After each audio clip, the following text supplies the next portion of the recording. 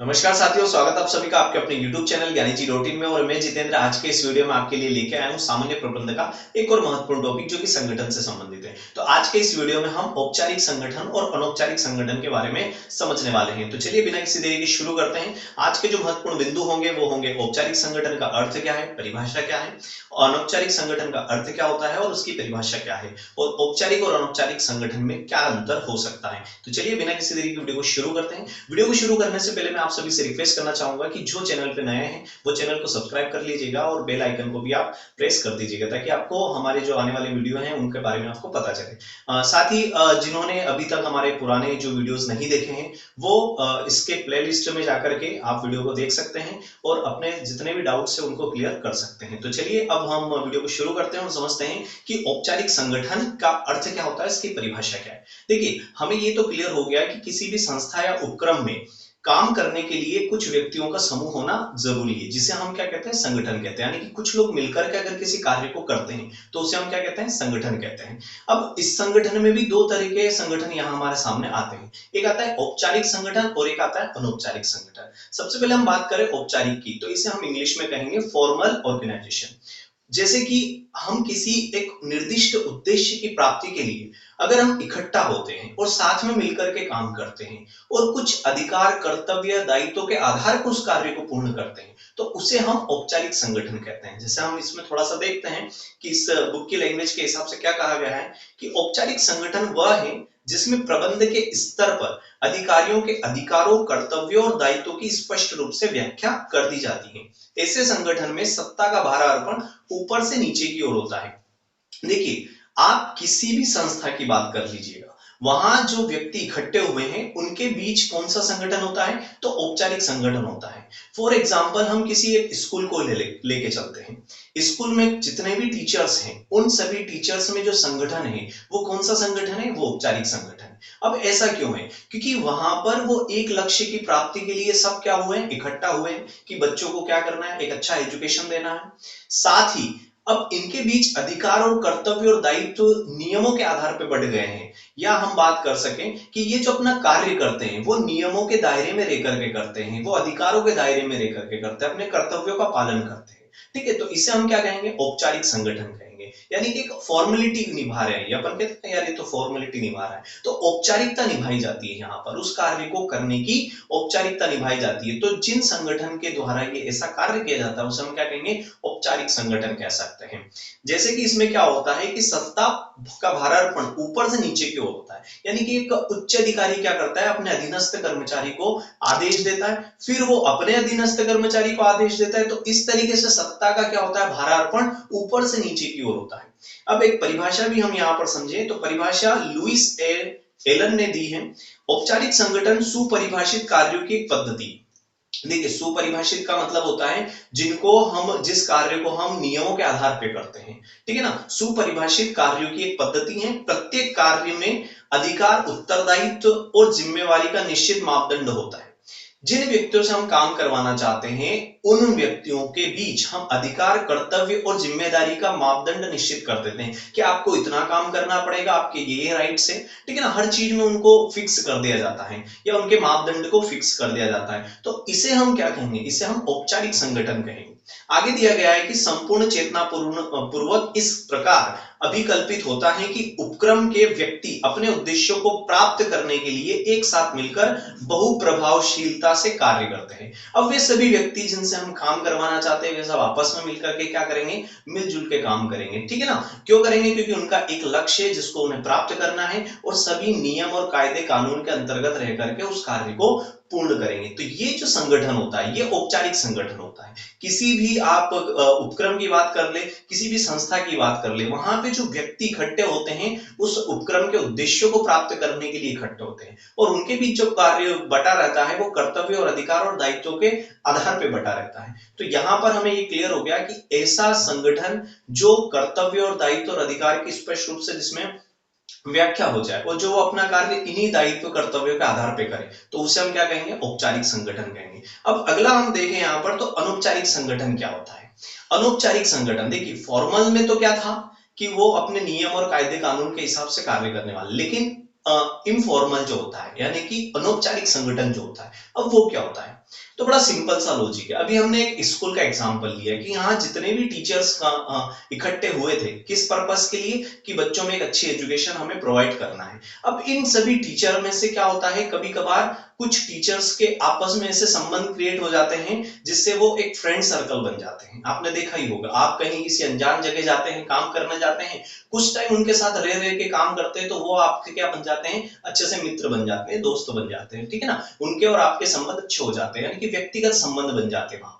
ऐसे ही आपने बचपन में आप जब स्कूल जाते थे तो ऐसी कंडीशन में आपने देखा होगा कि क्लास में जितने भी सारे बच्चे बैठे रहते हैं वो सभी एक पर्पस के लिए बैठे रहते हैं। तो जितने भी सारे बच्चे इकट्ठे हुए वो तो क्या हो गया, हमारा एक औपचारिक संगठन हो गया। लेकिन उन्हीं सभी बच्चों में से हम कुछ 4-5 बच्चे ऐसे फ्रेंड बन जाते थे जिनके बीच क्या होता था, एक ऐसा संबंध क्रिएट होता था जो बिना किसी उद्देश्य के है, बिना किसी पर्पस के हैं।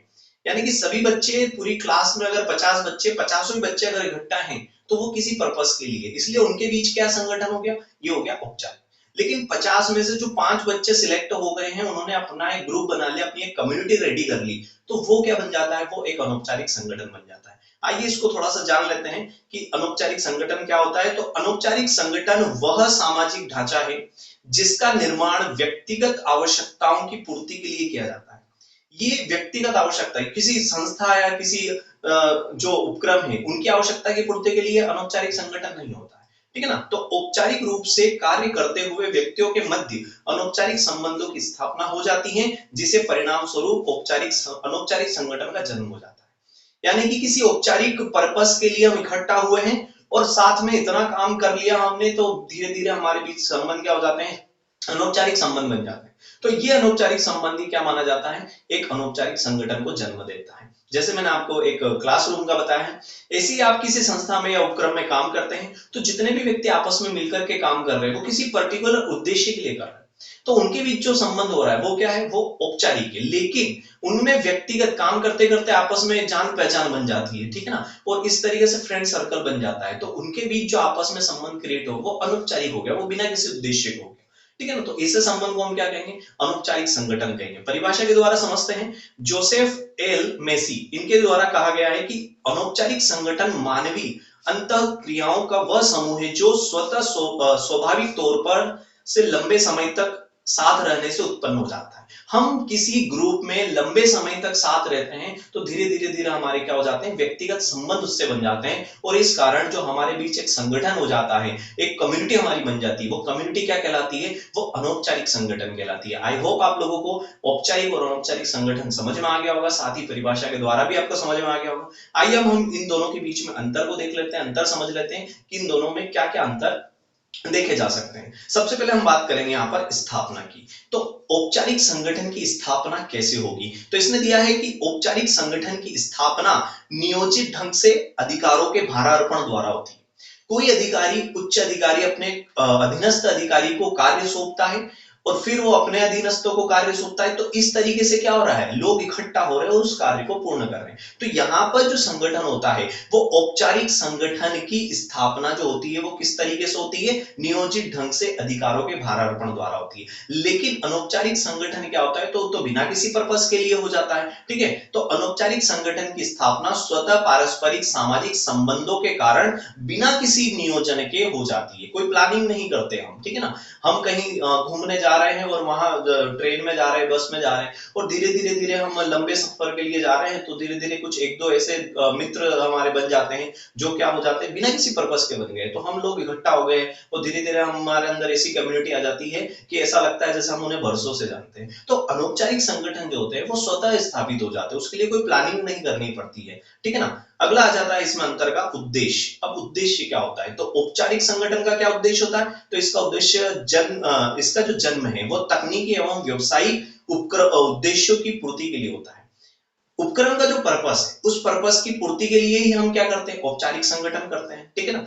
हम लोगों को इकट्ठा क्यों कर रहे हैं, क्योंकि हमारी जो संस्था है, हमारा जो उपक्रम है उसका उद्देश्य हमें पूर्ण करना है, इसलिए हमने लोगों को इकट्ठा किया। लेकिन अनौपचारिक में तो क्या होता है, सामाजिक संतुष्टि के उद्देश्य रहते हैं। क्या रहता है, सामाजिक मतलब एक हम ऐसे ही व्यक्तिगत रूप से किसी को मित्र बना लेते हैं, तो ये सामाजिक संतुष्टि के आधार पर हम क्या करते हैं, अनौपचारिक संगठन करते हैं, ठीक है। आगे हम बात करें तो अगला आ जाता है संबंध। अब किससे क्या संबंधित होता है, तो इस संगठन में कर्मचारियों के मध्य अवैयक्तिक संबंध होते हैं।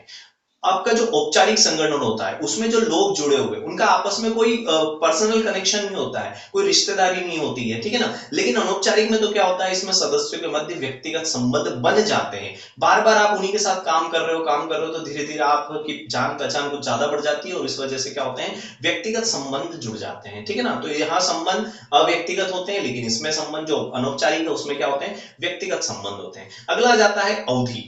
अब अवधि की बात करें तो अनौपचारिक और औपचारिक इन दोनों की अवधि अलग अलग है। अब औपचारिक संगठन में क्या होता है, तो स्थायी प्रकृति के होते हैं। क्या होते हैं, स्थायी, क्योंकि हमें किसी जगह काम करना है तो वहां लंबे समय के लिए हम उस उद्देश्य की प्राप्ति तक क्या करेंगे, काम करेंगे, तो इसकी प्रकृति स्थायी और दीर्घकालीन होती है। लेकिन यहाँ पर अनौपचारिक क्या होते हैं, कम स्थायी होते हैं और अल्पकालीन होते हैं। जैसे कि मैं कहीं सफर के लिए जा रहा हूं और मुझे ट्रेन में कुछ ऐसे व्यक्ति मिल गए जिनकी मेरी और उनकी मैच्योरिटी थोड़ी मिलती जुलती है, तो हमारे बीच एक क्या हो गया, अनौपचारिक संबंध स्थापित हो गया और इसमें क्या हो गया, तो हमारी एक कम्युनिटी बन गई।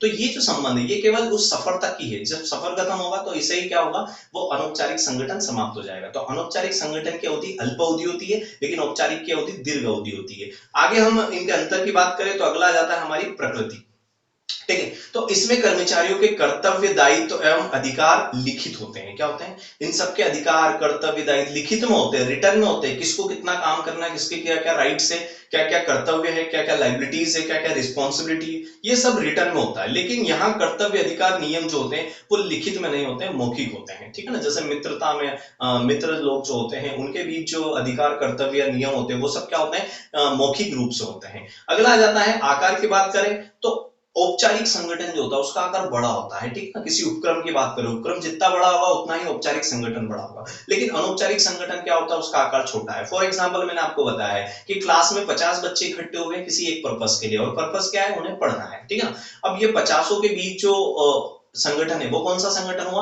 वो औपचारिक संगठन हो गया। लेकिन उन 50 में से पांच पांच बच्चों के ऐसे ग्रुप बन गए, आपस में उन्होंने बना लिए हैं, व्यक्तिगत कम्युनिटी के कारण या उनकी मेच्योरिटी के कारण उन्होंने अपने ग्रुप बना लिए। तो वो जो ग्रुप है वो क्या होता है, उसका आकार छोटा होता है। तो यहाँ पर आकार की बात करें तो औपचारिक संगठन बड़ा होता है और अनौपचारिक संगठन छोटा होता है। आगे बात करते हैं यहाँ पर सत्ता का प्रभाव। देखिए सत्ता का प्रभाव अभी हमने बोला था कि सत्ता का प्रभाव ऊपर से नीचे की ओर होता है, किसमें, औपचारिक संगठन में। लेकिन अनौपचारिक संगठन में समतल होता है, यानी कि सब एक समान होते हैं, कोई किसी के पद इस स्तर पे कार्य नहीं करता है। या हम बात करें कि कोई यहाँ पद क्रम नहीं होता है, ठीक है ना, कि उच्च अधिकारी फिर निम्न अधिकारी मध्य स्तर का अधिकारी, तो इस प्रकार से कोई पद नहीं होता है अनौपचारिक संगठन में। अनौपचारिक में तो क्या होता है, सब समतल होते हैं। तो सत्ता का प्रवाह जो होता है वो औपचारिक में ऊपर से नीचे की ओर होता है और अनौपचारिक में सत्ता का प्रवाह जो होता है समतल होता है, वो एक जैसा होता है, क्योंकि सब एक स्वरूप होते हैं, एक समान होते हैं। अगला हम देखें तो यहाँ पर सत्ता का केंद्रीकरण। तो इसमें दिया है, इसमें अधिकार सत्ता पद के साथ जुड़ी रहती है। ये जो अधिकार होते हैं ये जो सत्ता पद के साथ जुड़ी रहती है, यानी कि आपका जो अधिकार है वो आपके पद के अकॉर्डिंग मिलेगा, ठीक है। आपको जो राइट्स मिल रहे हैं वो आपके पद के हिसाब से मिलते हैं। लेकिन इसमें क्या होता है, इसमें अधिकार सत्ता व्यक्ति के साथ जुड़ी रहती है, व्यक्तिगत रूप से रहते हैं, क्योंकि यहाँ पर ये वैयक्तिक संबंध माने जाते हैं। अगला और आखिरी लास्ट यहाँ पर दिया गया है कार्य प्रणाली। अब इसमें दिया है, इसमें व्यक्ति नियमबद्ध तरीके से कार्य करता है। यहाँ पर औपचारिक संगठन में जो व्यक्ति काम कर रहे हैं, मिलजुल के काम कर रहे हैं, वो नियमों के आधार पर काम कर रहे हैं, यानी कि नियम में बंधित होकर के, नियमबद्ध मतलब नियम के हिसाब से काम करते हैं, जो रूल्स एंड रेगुलेशन उनको फॉलो करते हैं और अपने कार्य को पूर्ण करते हैं। लेकिन इसमें जो अनौपचारिक संगठन है इसमें यहाँ पर आपसी संबंधों के कारण व्यक्ति कार्य करता है। अब जैसे कि कहीं आपके मित्रों को आपने बुलाया है तो वो बिना किसी, वो किस पर्पस पे आएंगे, तो वो व्यक्तिगत संबंधों के आधार पे आएंगे, व्यक्तिगत कारण के आधार पे इकट्ठा होंगे, ठीक है ना। तो आई होप आप लोगों को समझ में आ गया होगा कि औपचारिक संगठन क्या होता है, अनौपचारिक संगठन क्या होता है, दोनों के अर्थ, दोनों की परिभाषा और दोनों में अंतर आपको क्लियर हो गया होगा। अगर आपको वीडियो पसंद आया तो आप इस वीडियो को लाइक कीजिए, शेयर कीजिए, कमेंट कीजिए। हम फिर मिलेंगे इसी प्रकार के वीडियो के साथ, तब तक के लिए थैंक्स एंड कीप वॉचिंग।